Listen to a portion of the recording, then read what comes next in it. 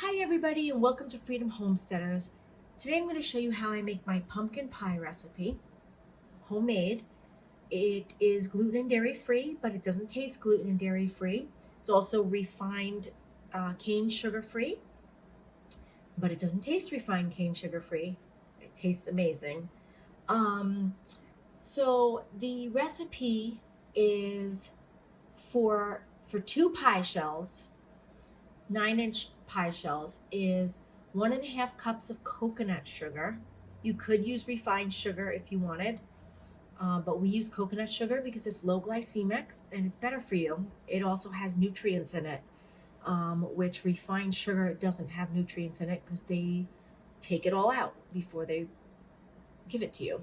Um, and then I use 2 teaspoons of ground cinnamon, 1 teaspoon of salt, 2 teaspoons of pumpkin pie spice, 8 large eggs, 1 can of the Azure pumpkin,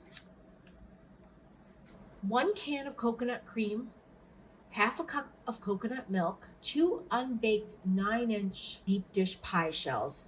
So anyway, first thing I do is I whip up the eggs. My whisk is in the dishwasher, so I just use this Dutch dough whisker. I have my son opening the can up for me because I have a really hard time with this can opener.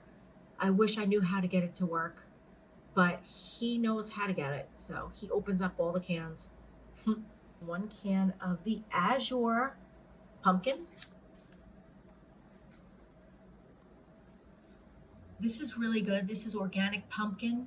Um, and like there's some organic cans of pumpkin that you'll buy and it just doesn't taste the same as like the Libby's pumpkin.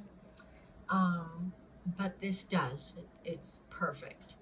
So this is what we like to use in our pumpkin pie, especially since it's organic.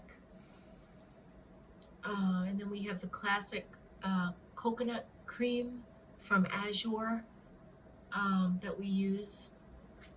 We use a little bit of that. And then we use some coconut milk as well.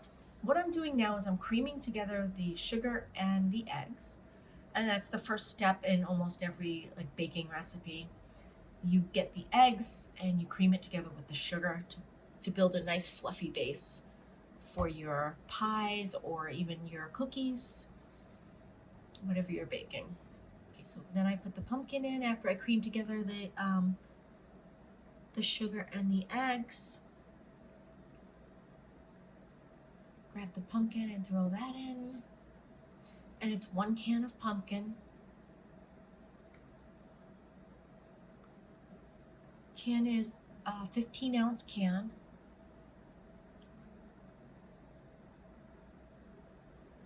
And then 1 can of the coconut cream from Azure.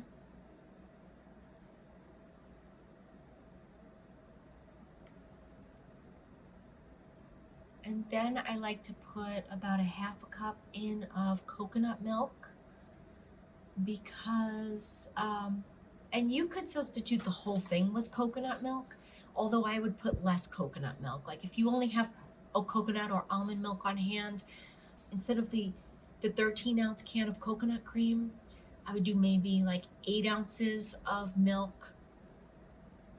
And then on top of that, a half a cup of milk. So because the coconut cream is thicker, so you don't want it to be too liquidy. You want it to kind of be a thick, nice piece of pie when after it cooks.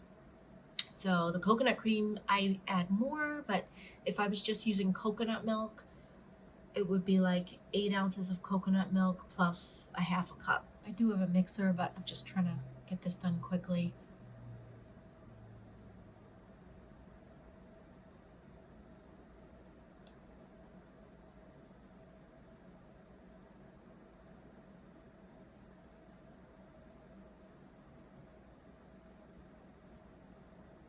And see the consistency of it? That's kind of the consistency that you want for a really good, nice, creamy piece of pie. Okay, so now I'm using my teaspoon measure and I'm about to put in 2 teaspoons of ground cinnamon and 2 teaspoons of pumpkin pie spice.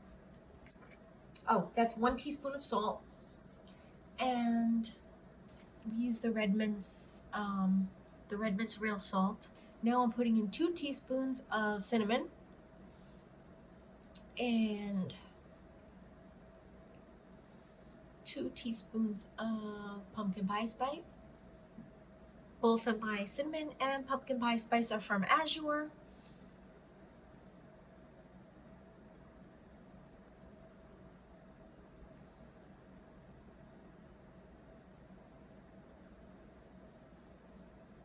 My whisk just came out of the dishwasher.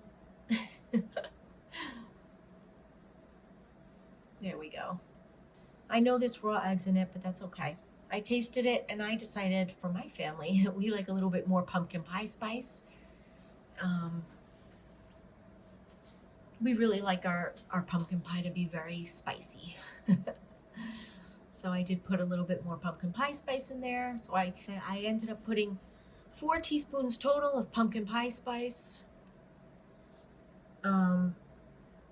But you can start from 2 and taste it and work up from there.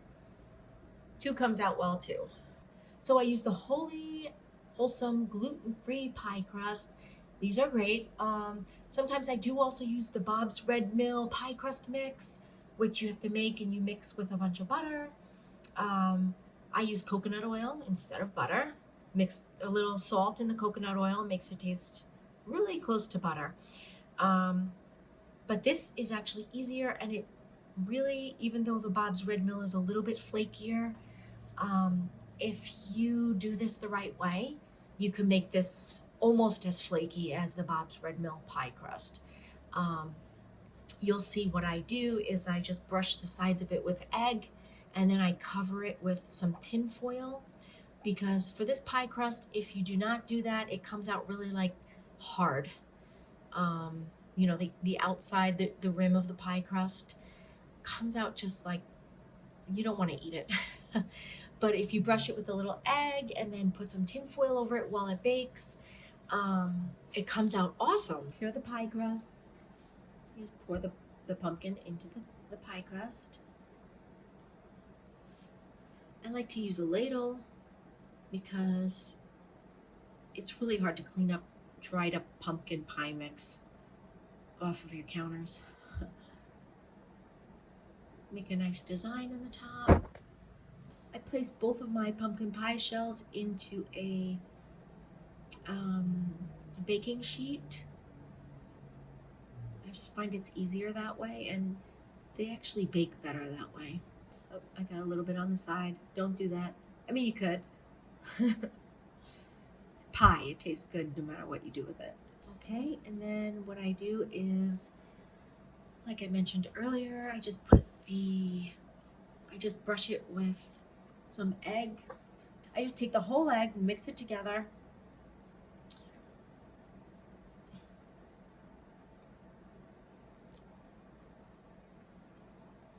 And then just gently brush it on.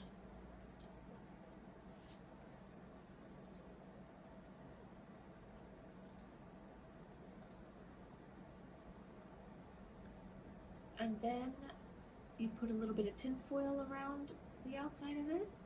These pies came out so good. And I have a bunch of other stuff in my oven as well, but now I'm just checking the pies to see if they're done. And the knife comes out pretty clean. Clean enough for me.